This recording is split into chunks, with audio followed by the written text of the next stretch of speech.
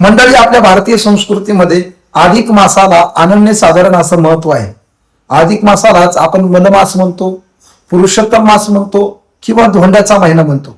खऱ्या अर्थाने हा महिना सगळ्यांसाठीच अत्यंत आवडता आहे, कारण 3 वर्षातून एकदा येणारा हा अधिक मास आपल्या सर्वांसाठीच आवडता आहे.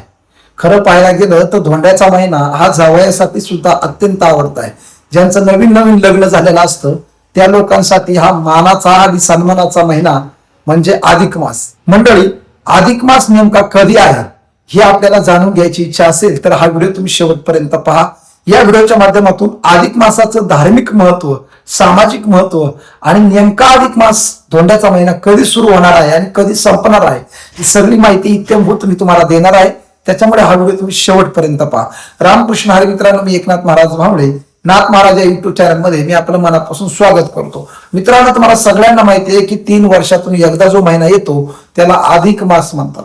या अधिक मासाला अनेक प्रकारची नाव आहेत. तुम्हाला सगळ्यांना माहिती आहे की अधिक मास म्हणजे धोंड्याचा महिना, पुरुषोत्तम मास, मलमास, अनेक प्रकारची नाव आहेत. अधिक मास हा भगवान विष्णूंना समर्पित आहे.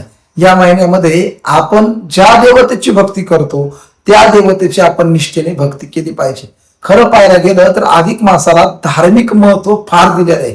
या अधिक मासाचं महत्व असं आहे, शास्त्रामध्ये याचं वर्णन आलेलं आहे की अधिक मासामध्ये आपण ज्या ज्या क्रिया करू, ज्या ज्या गोष्टी करू त्याचं फळ आपल्याला जास्त पटीने मिळत असतं. म्हणजे अधिक मासामध्ये आपण जर एखादं धार्मिक कार्य केलं तर त्याचं जे पुण्य आहे ते आपल्याला 1000 पटीने मिळतं.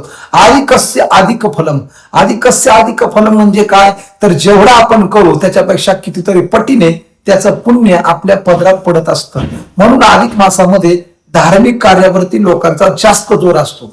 मंडळी, अधिक मासामध्ये विवाह, वास्तुशांती, अनेक प्रकारचे शुभ कार्य टाळले जातात. फक्त धर्म कार्य करण्याचा प्रघात अधिक मासामध्ये जास्त प्रमाणात सापडतो.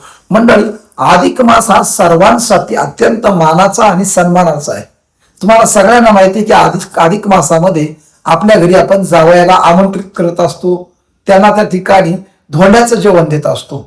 आता हे सगळ्यांना जरी माहित असलं तरी मंडळी, अधिक मासाचं धार्मिक महत्व मात्र कायम राहिलेलं आहे. अधिक मासामध्ये आपण ज्या ज्या गोष्टी करू त्याचं आपल्याला 1000 पटीने पुण्य मिळत असतं. मग हा अधिक मास कधी सुरुवात होणार आहे तर मंडळी, या वर्षी 2026 मध्ये अधिक मास दिनांक 17 मे वार रविवार या दिवशी प्रारंभ होणार आहे. लक्षात घ्या, दिनांक 17 मे वार रविवार या दिवशी अधिक मासाला आरंभ होणार आहे. आणि मग अधिक मासाची समाप्ती दिनांक 15 जून वार सोमवार या दिवशी त्या अधिक मासाची समाप्ती होणार आहे. म्हणजे काय तर या कालावधीमध्ये अधिक मास आपल्या सगळ्यांना त्या ठिकाणी प्राप्त होणार आहे.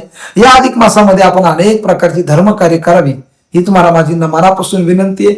अधिक मासामध्ये आपण नेमकं काय करावे, काय करू नये या संबंधात मी तुम्हाला या युट्यूब चॅनलच्या माध्यमातून वेळोवेळी मार्गदर्शन करणार आहे. त्याच्यामुळे हा व्हिडिओ तुम्ही शेवटपर्यंत पाहिला त्याबद्दल मनापासून धन्यवाद. आणि चॅनलला सबस्क्राईब नक्की करा, कारण अधिक मासामध्ये जे जे काही तुम्हाला करायचं असेल त्या सगळ्या गोष्टीची माहिती या युट्यूब चॅनलच्या माध्यमातून मी तुम्हाला देणार आहे.